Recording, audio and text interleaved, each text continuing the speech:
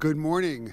Because of the weather, we're slightly delayed. We're going to be holding for about 5 minutes. I'll check back in 5 minutes and give you an update, but we expect to commence the meeting in about 5 minutes. Thanks for being online.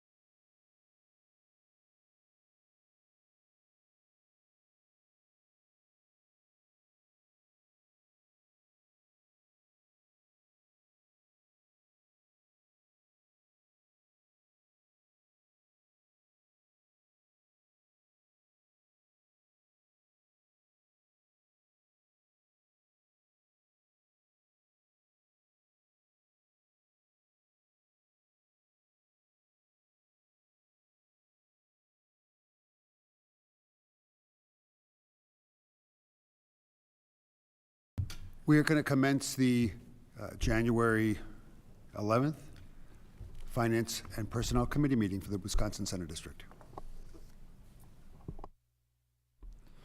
All right, great. I would ask Michael to take a roll call, please. Alderman Bob Bauman. Senator LaTanya Johnson. Here. Mr. Jim Cantor. Here. Mr. Scott Mansky. Here. Representative Jesse Rodriguez. Here. Ms. Aichasawa. Here.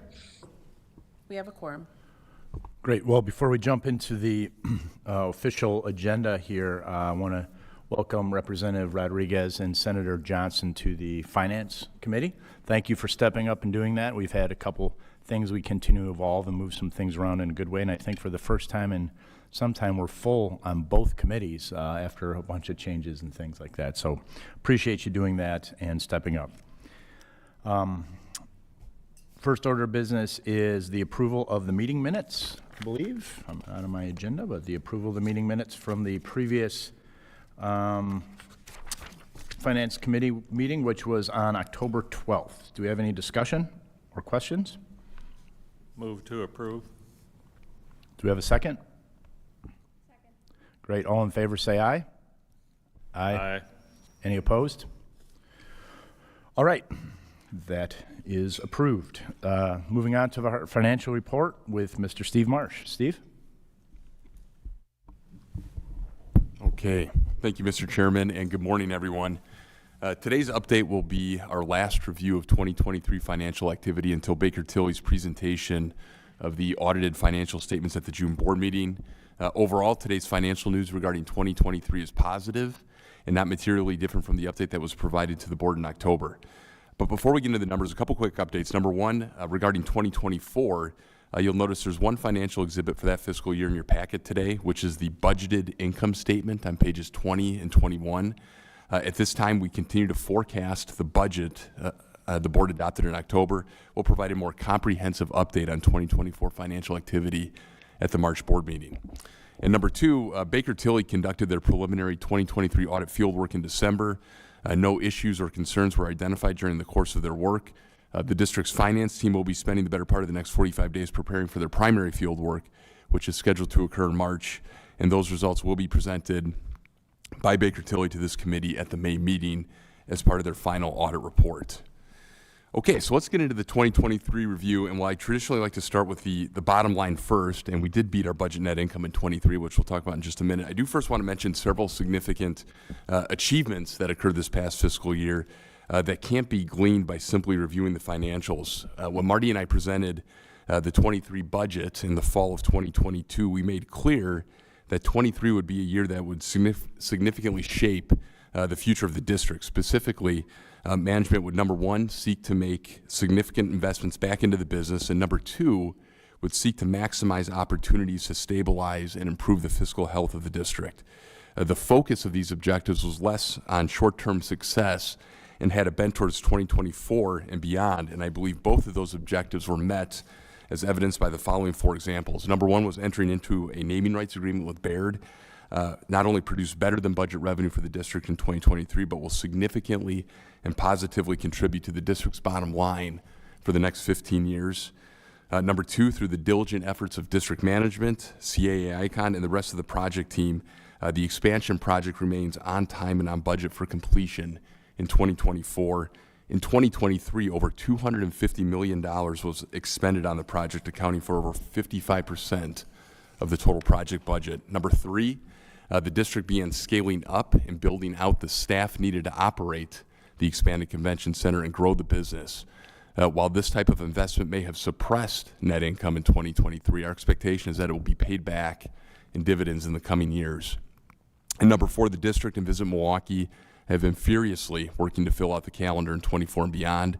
Several major events that will not only positively affect the district's bottom line, but will have significant economic and social impact for the city and county include, but are not limited to, Expo in 26, Crew in 25, a commitment with Midwest Gaming for the next 5 years, There's 3-year deals with 2 different corporate conventions, and of course, the launch of the district's gala giveaway. I highlight these 4 examples because 23 wasn't just about 2023. It was also about positioning the district for future success, and to simply analyze this past fiscal year through the prism of these financial statements alone, I think understates the achievements of that valuable work. So that said, we still had a business to run in 23, so how did we do? Well, let's first start with the event mix summary, which is page 6 of your packet.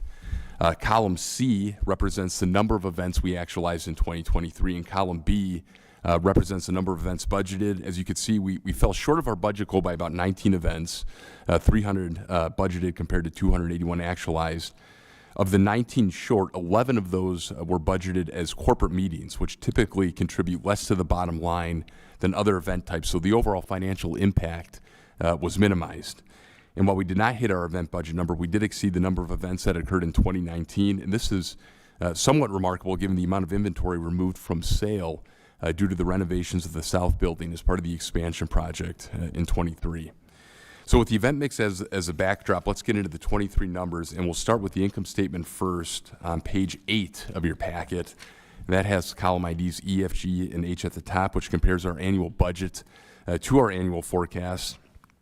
To get right to the point, you can see on line 65, column G, we exceeded budget net income before depreciation and expansion debt by $9.3 million. The largest contributing factor to this positive budget variance is interest income, line 35. We exceeded budget in this category by $8.8 million, largely due to interest earned on project funds. Scrolling up to line 14, column H, total operating income is down by just over 4%. And as I just mentioned, the revenue shortfall was driven in part by taking off sale certain areas of that South Building as those spaces were renovated as part of the expansion project. With those areas off sale, there was less opportunity to book events to generate income. Moving down to line 27, column H, operating expenses exceeded budget by about a percentage point. Line 15, labor, line 17, contract services, and line 18, utilities are all under budget, again due to less event activity than expected. You'll notice the event expense category is over budget. This line item captures primarily those payments made to our arena tenants in the form of revenue share in food and beverage and merchandise sales. The Admirals in particular had a strong ending to their 22-23 season via an extended playoff run, which helped drive up this number. And the 23-24 season is also off to a good start with higher than budgeted food and beverage per caps, which in turn mean higher payments to the team. Line 34, tax revenues is better than budget. And to be clear, these numbers represent actual collections through October, with November and December collections forecasted at budget for now. So some potential for upside here after these go final in February. As for non-operating expenses, no new update on the big variances since October.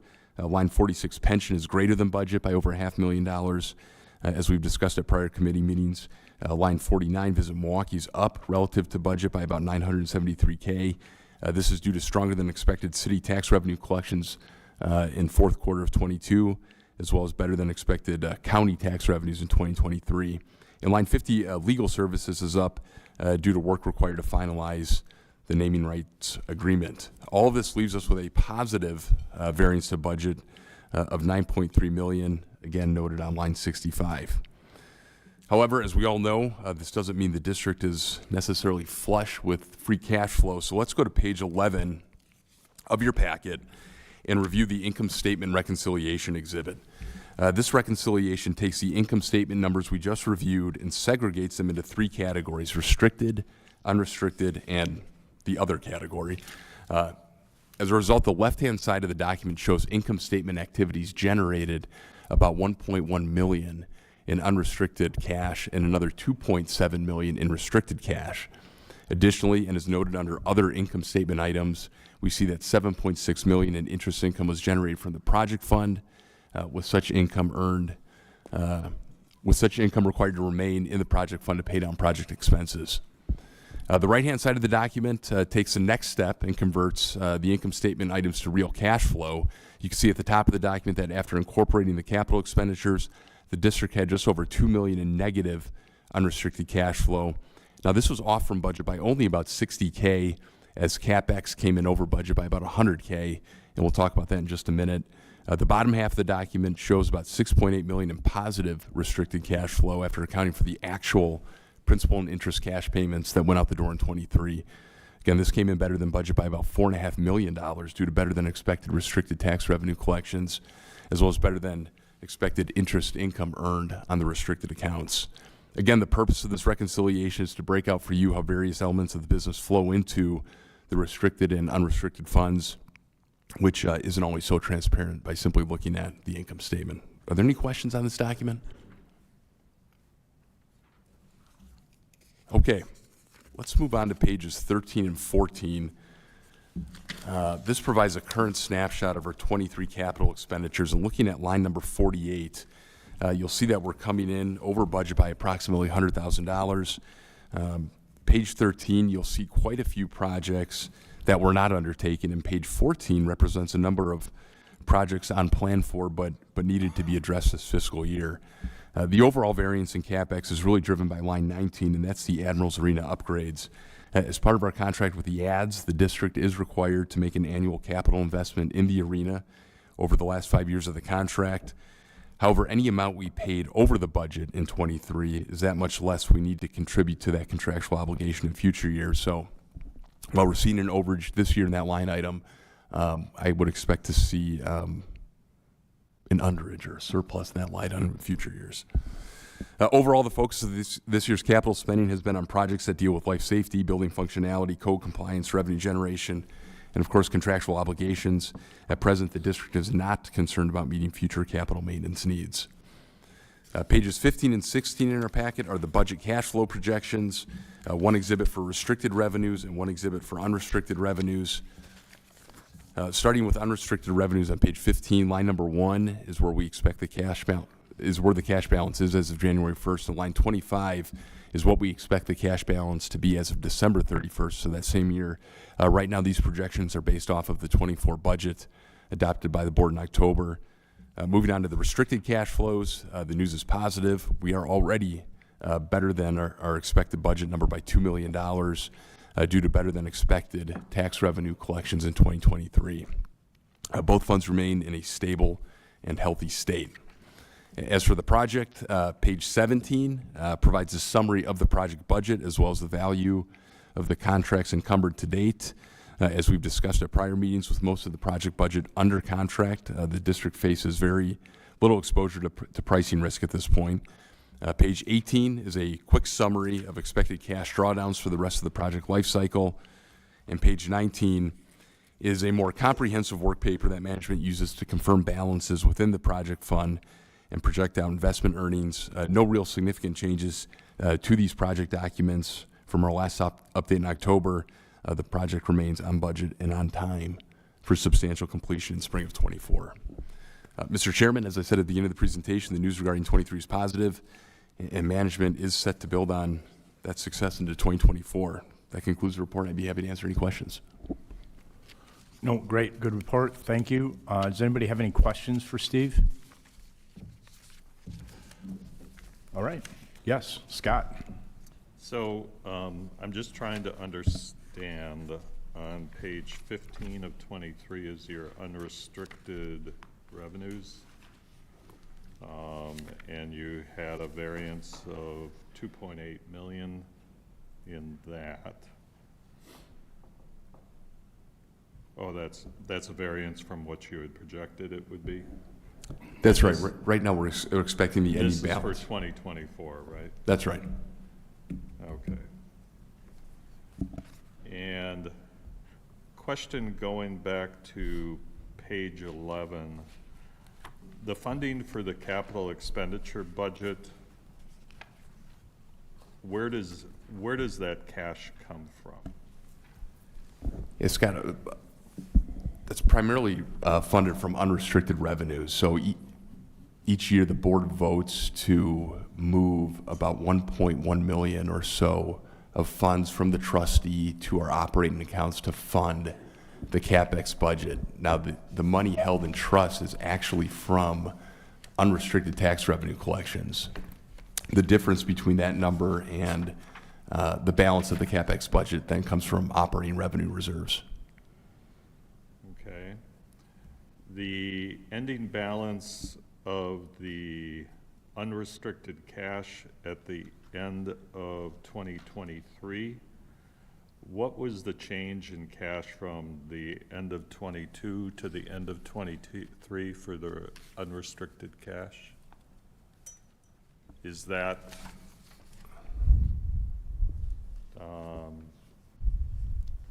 the $2 million you have on page 11? That's right. And that was an anticipated item? That's right. That's pretty close to what we had budgeted. We were about 60K off of budget. And again, that was because the CapEx number came in a little higher than expected. So from an operating net income side, we actually exceeded our budget number there by about $40,000, and CapEx came in 100K higher with a net negative of 60K total. Okay. Because kind of what would be helpful for me is when you're looking at page 11 is kind of knowing where you kind of projected you would be, just as you do the budget versus actual forecast and all of that. But because of the construction and the interest income and all of those things in there, it'd be nice to know where we ended the year for the unrestricted and the restricted compared to like where you projected it would be. And I know you're talking about the new year with the schedules that you have here, but it would be nice to know where they kind of ended. Because Sure. you're already talking about 24, but it would be nice to know where the unrestricted and the restricted ended as you compared to your budget. Understood. We'll add that in for the next Yeah.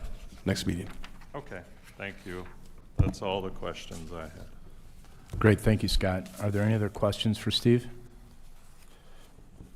All right, if that is it, we will turn it over to Marty for the CEO report.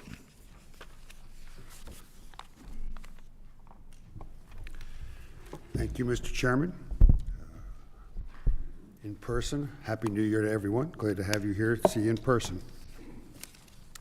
As far as the CEO report, what I'm going to be discussing in detail next week is going through the accomplishments and highlights of the organization for 2023, specifically bringing to the board's attention some of the milestones we achieved, as well as some recognition as an organization we've received within the region.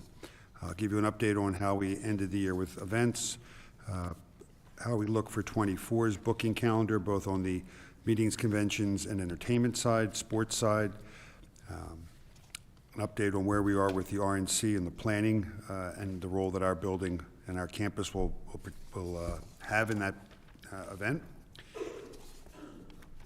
Go through an update on where we are with PTG, things that we're doing with Baird in relation to integrating their name into our organization, and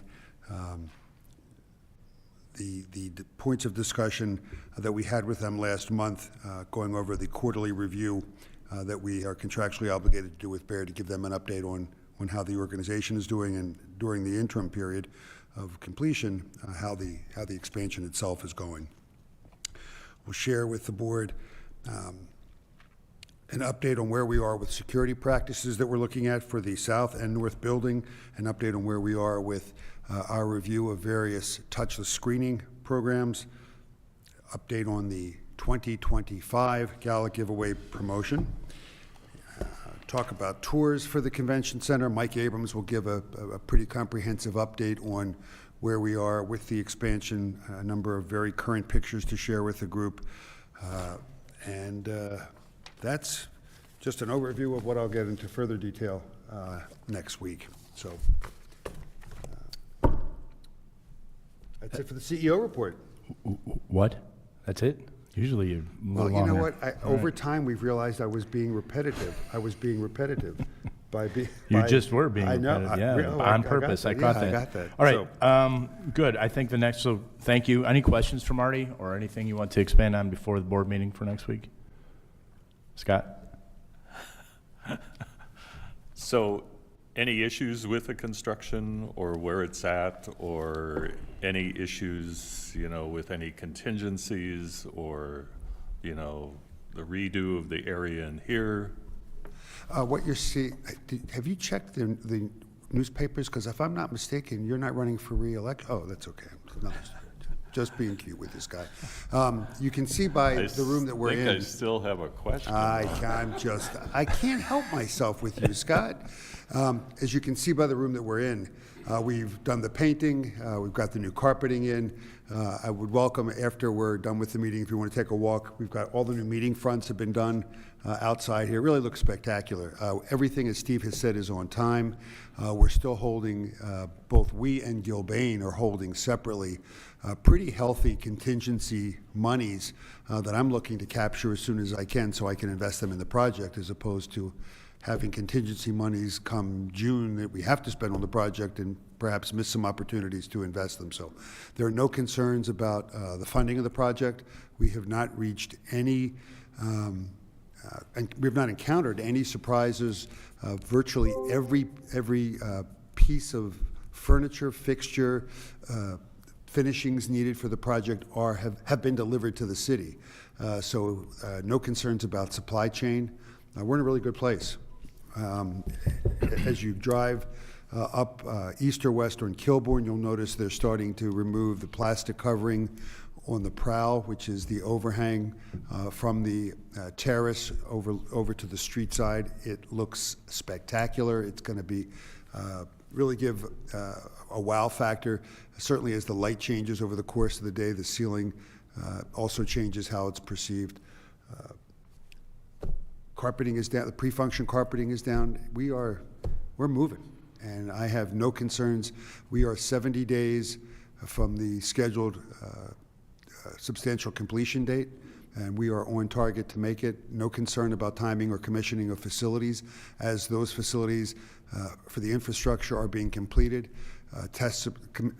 Equipment is being tested. There's a campus-wide fire alarm testing with the city in the next 30 days. We've had meetings with the city to make sure that as we get closer to April and May, arrangements have been made, schedules have been checked with the city, so all of the attention that we're going to need, Gilbane is going to need to have the permits approved. We're on schedule to get that all done and have made arrangements so that we don't have any hiccups over staffing or conflicts with other things the city is working on. Yeah, and if you haven't had a chance, anybody, Marty was gracious enough to give me a tour right before the end of the year, and it's pretty amazing to go through there. If you haven't done it, I would recommend you do it, because it's pretty mind-blowing how big it is, and all the touches and everything else, the details that have not been overlooked. And I think it certainly is what we as a board and Marty and his team have wanted, is one of the best-in-class facilities, and it looks like it's really shaping up that way. So, thank you, Jim. And Michael, I believe, has already issued, we have additional tour dates that we've opened up for January and February, so please check in with Michael. Last year, I provided some information for Jim. In 2023, I gave 43 tours to clients, event planners, members of the board, political people, our partners doing business with us in the region. Would welcome a tour of a larger group or one-on-one. Happy to do it. great. Unless there are any other questions from anybody, we will move on to item number 5, the security contract. Marty and Brian will address that. Oh, we need to go to yes. So the committee may convene in closed session pursuant to Wisconsin Statute S 19.851E, deliberating or negotiating the purchasing of public properties, the investing of public funds, or conducting other specified public businesses whenever competitive or bargaining reasons require a closed session. The committee is expected to reconvene in open session following this agenda item. The committee reserves its right to take action in open session on the items discussed in closed session. I would seek a motion to approve, or motion to go to closed session. Do I have a second? Second. All right, we will take a minute, enter into closed session, and, oh, we need a vote, sorry. I'm going too fast. Move to go to closed session, say aye. Aye. Aye. Any opposed? All right, we will move to closed session and clear the room for a moment, so give us a minute for those on the phone.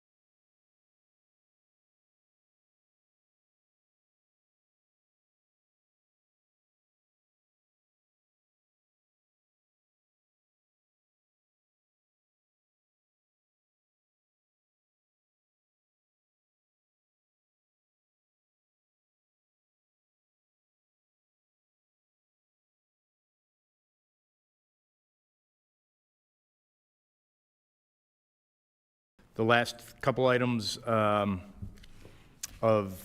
the agenda for today is the agenda for next week. So very similar today with a couple additions. We'll go through the financial report. We'll have a more robust CEO report, right, per Marty.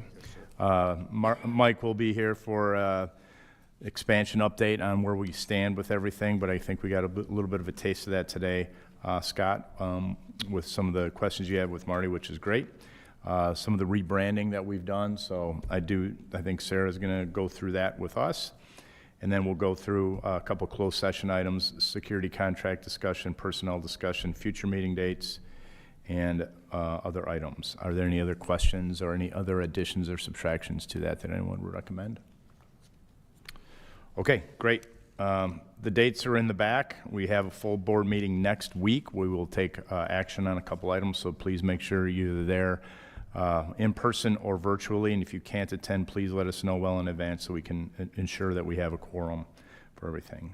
And if there's any other items that you would like to be added, please, as always, let us know. We will certainly make sure we get them on the agendas before the meetings take place. We do have some time frames that we need to do that, so well in advance is always appreciated. With that, would seek a motion to adjourn. Do we have a second? All right, all in favor, say aye. Aye. We are adjourned. Thank you, Senator Johnson. Appreciate you participating. My honor, no problem. Have a good day. You too.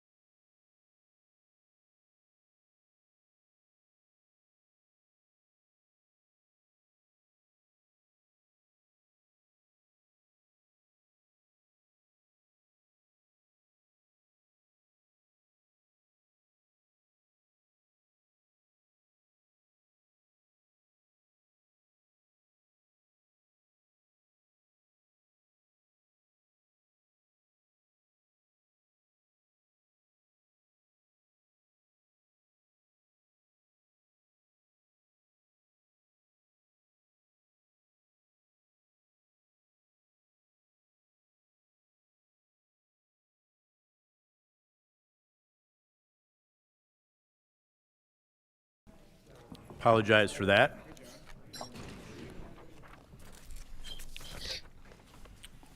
All right, let's get started. Michael, with roll call, please. Mr. Grady Crosby. Mr. Mark Flaherty.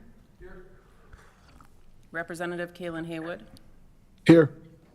Mr. Jim Cantor. Here. Mr. Greg Marcus. Here. We have a quorum. Great, thank you. With that, we'll have any, point two is any discussion and the approval of the meeting minutes from our last governance board meeting or committee meeting in October. Are there any discussions or anything that needs to be questioned or asked?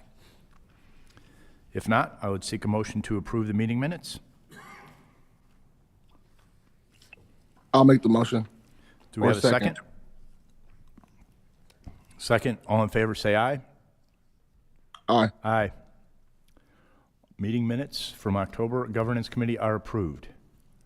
We'll move to item 3. Mr. Marsh, our financial report. Thank you, Mr. Chairman, and good morning, everyone. Today's update will be our last review of 2023 financial activity until Baker Tilly's presentation of the audited financial statements at the June board meeting. Overall, today's financial news regarding 2023 is positive and not materially different from the update that was provided to the board in October. As for 2024, you'll notice there is one financial exhibit for the fiscal year in your packet today, which is the budgeted income statement, pages 16 and 17. At this time, we continue to forecast the budget the board adopted in October, and will provide a more comprehensive update on 2024 financial activity at the March board meeting. So let's get into the 23 review, and while I like to start with the bottom line first, and we did beat our budget net income in 23, and we'll talk about that in a minute, I do first want to mention several significant achievements that occurred this past fiscal year that can't be gleaned by simply reviewing the financials. When Marty and I presented the 2023 budget in the fall of 22, we made clear that 2023 would be a year that would significantly shape the future of the district. Specifically, management would, number one, seek to make significant investments back into the business, and number two, seek to maximize opportunities to stabilize and improve the fiscal health of the district. The focus of these objectives was less on short-term success and had a bent towards 2024 and beyond. And I believe both of these objectives were met, as evidenced by the following 4 examples. Number one, entering into a naming rights agreement with Baird not only produced better than budget revenue for the district in 2023, but will significantly and positively contribute to the district's bottom line for the next 15 years. Number two, through the diligent efforts of district management, CA Icon, and the rest of the project team, the expansion project remains on time and on budget for completion in 2024. In 2023, over $250 million was expended on the project, accounting for over 55% of the total project budget.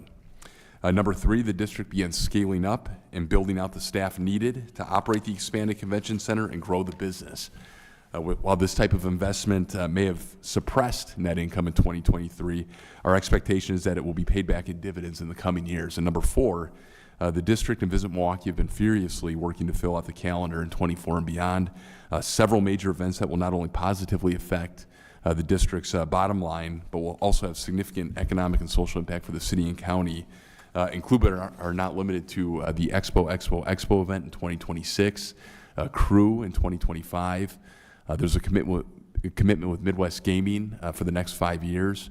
There's 3-year deals with 2 different corporate conventions, and of course, the launch of the district's gala giveaway. I highlight these 4 examples because 2023 wasn't just about 2023. It was also about positioning the district for future success. And to simply analyze this past fiscal year through the prism of these financial statements alone understates the achievements of this valuable work. So that said, we still had a business to run in 2023. So how did we do? Well, we're going to start first with the event mix summary, which is page 5 of your packet. Column C represents the number of events we actualized in 23. Column B represents the number of events we budgeted. As you can see, we fell short of the budget goal by 19 events, 300 for budget compared to 281 actualized. However, of the 19 that we were short, 11 of those were budgeted as corporate meetings, and those typically contribute less to the bottom line than other event types, so the overall financial impact was minimized. And while we did not hit our event budget number, we did exceed the number of events that occurred in 2019. And this is somewhat remarkable given the amount of inventory removed from sale in 23 due to the renovations of the south building as part of the expansion project. So with the event mix as the backdrop, let's get into the 23 numbers, and we'll start with the income statement first on page 7 of your packet. And that has column IDs E, F, G, and H at the top, which compares our annual budget to our annual forecast. And to get right to the point, you can see line 65, column G. We exceeded budget net income before depreciation and expansion debt by $9.3 million. The largest contributing factor to this positive budget variance is interest income, which is line 35. We exceeded budget in this category about $8.8 million, largely due to interest earned on project funds. Scrolling up to line 14, column H, total operating income is down by just over 4%. As just mentioned, the revenue shortfall was driven in part by taking off sale certain areas of the south building as those spaces were renovated as part of the expansion project. With those areas off sale, of course, there was less opportunity to book events and generate income. Moving down to line 27, column H, operating expenses exceeded budget by about a percentage point. Line 15, labor, line 17, contract services, and line 18, utilities are all under budget, again, due to less event activity than expected. You'll notice the event expense category is over budget. This line item captures primarily those payments made to our arena tenants in the form of revenue share on food and beverage and merchandise sales. The Admirals had a strong ending to their 22-3 season via an extended playoff run, which helped drive up this number, and they're off to a good start in 23-24 with higher than budgeted food and beverage per caps. Line 34, tax revenues is better than budget. To be clear, these numbers for tax revenues represent actual collections through October, with November and December collections forecasted at budget for now, so there is some potential for upside after these numbers go final in February. As for non-operating expenses, no new update on the big variances since October. Line 46, pension is greater than budget by $500,000. Line 49, Visit Milwaukee, is up relative to budget by about $973K. This is due to stronger than expected city tax revenue collections in fourth quarter of 22, as well as better than expected county tax revenue collections in 2023. And line 50, legal services, is up due to work required to finalize the naming rights agreement. Again, all of this leaves us with a positive variance to budget net income of $9.3 million, again noted on line 65. On pages 10 and 11 of your packet, you will see a snapshot of our capital expenditure budget. And looking at line 48, you can see we're coming in over by about approximately $100,000. On page 10, there's quite a few projects that were not undertaken. Page 11 represents a number of items on plan for, but needed to be addressed this fiscal year. The overall variance in CapEx is really driven by line 19, the Admirals Arena upgrades. As part of the contracts with the Admirals, the district is required to make an annual capital investment in the arena over the last 5 years of the contract. Any amount we paid over budget in 23 is that much less we need to contribute to that contractual obligation in future years. Overall, the focus of this year's capital spending has been on projects that deal with life safety, building functionality, code compliance, revenue generation, and contractual obligations. At present, the district is not concerned about meeting future capital maintenance needs. Pages 12 and 13 in the packet are the budget cash flow projections, one exhibit for restricted revenues, one exhibit for unrestricted. Starting with page 12, unrestricted revenues, line number 1 is where the cash balance was as of January 1st, and line 25 is what we expect the cash balance to be as of December 31st. Right now, these projections are based off of the 24 budget that was adopted by the board in October. Moving on to the restricted cash flows, the news is positive. We're already expected to be $2 million better than budget by year end due to the better than expected tax revenue collections in 2023. Both of these funds remain stable and in a healthy state going into the 24 fiscal year. As for the project, page 14 provides a summary of the project budget as well as the value of contracts encumbered to date. As we've discussed at prior meetings, most of the project budget is under contract, and the district faces very little exposure to pricing risk. And page 15 is a quick summary of expected cash drawdowns for the rest of the project life cycle. No significant changes to these project documents from our last update in October. The project remains on budget and on time for substantial completion in spring of 24.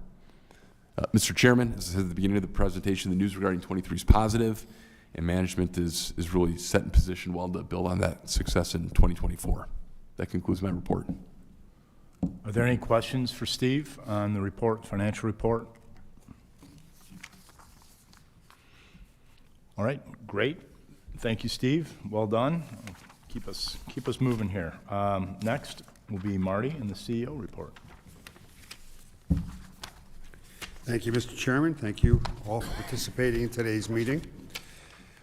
Just going to go over quickly the highlights of what I'll be talking about next week in the CEO report.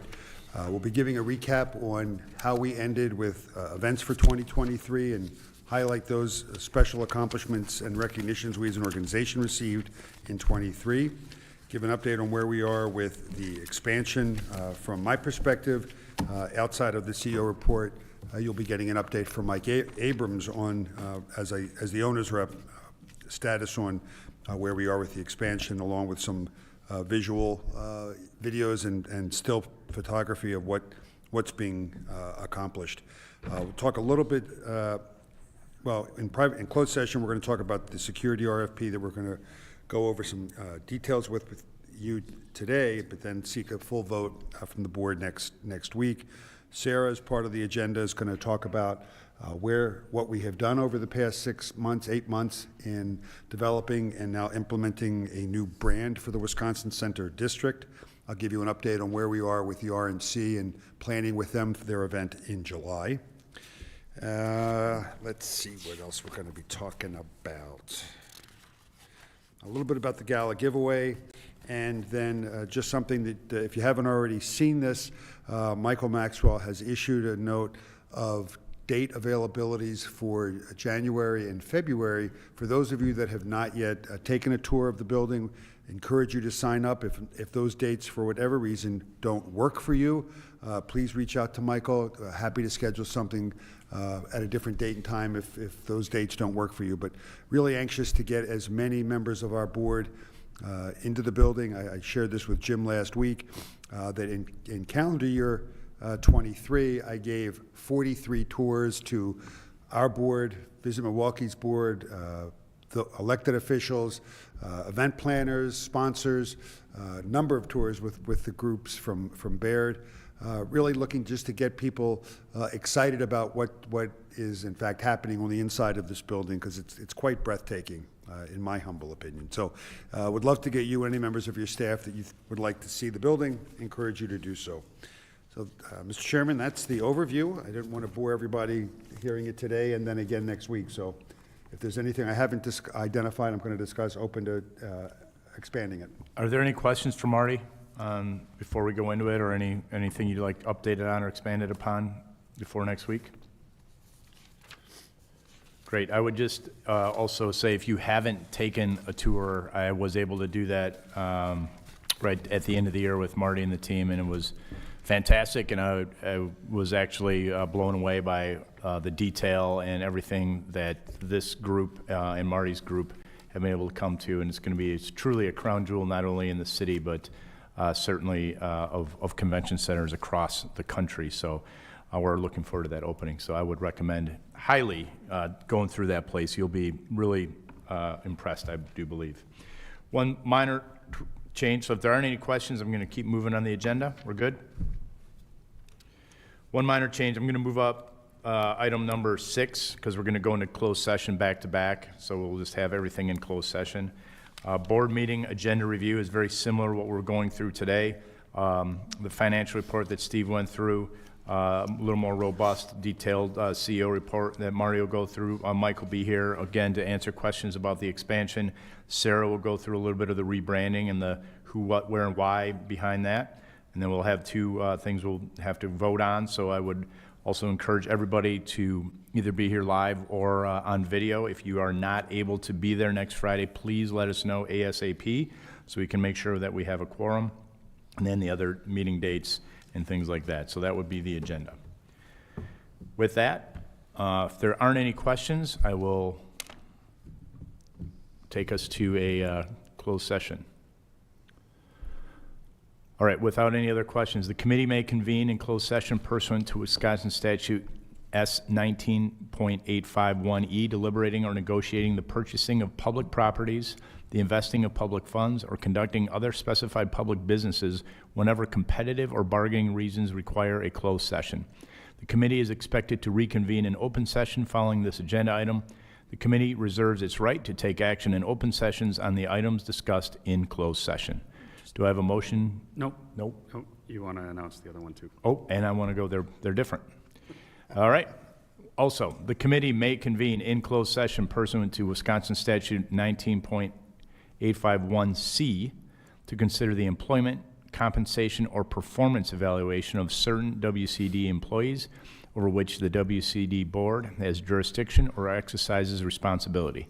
The committee is expected to reconvene in open session following this agenda item. So just a point of order, it's going to be both agenda items in closed session before the committee reconvenes in open session. And we ask for motion for both of those? Yep. So do we have a motion to go into closed session for the security contract? Just for both. Just for both, okay, for both at the same time. Motion to go into closed session. Do we have a second? I'll second. Great, all in favor, say aye. Aye. All right, we will now move to closed session. Give us a short minute to clear the room and make sure the appropriate personnel are in the meeting room at the time. Thank you.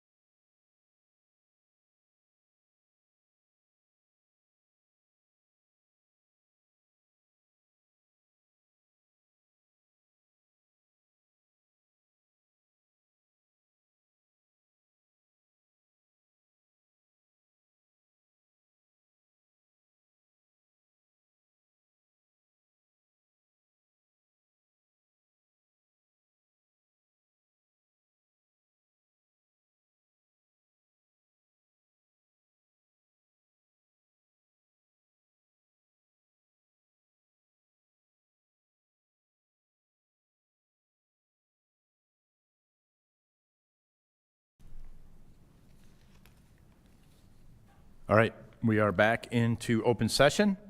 The last two items are very simple. Future committee dates are in the back of your packet. Please make sure that you know them. If you have any questions about that, our next committee date will be March 7th. And then we will have May and October. So we've kind of really skinny down from a few years ago where we were having meetings every month. We also have a board meeting next Friday. Again, please make sure you attend because we do have a couple action items to vote on. And last, future committee discussion items. If there's anything that this committee wants to discuss, needs to discuss, please send us in advance, probably about 30 to 45 days in advance because of how we have to publish agendas for this, and we'll get it on there. We'll have a discussion about it and making sense to be on there. With that said, I will seek a motion to adjourn. So moved. Do we have a second? Yep. All in favor, say aye. Aye. All right. Have a great weekend. Stay safe and sound in the snowstorm here.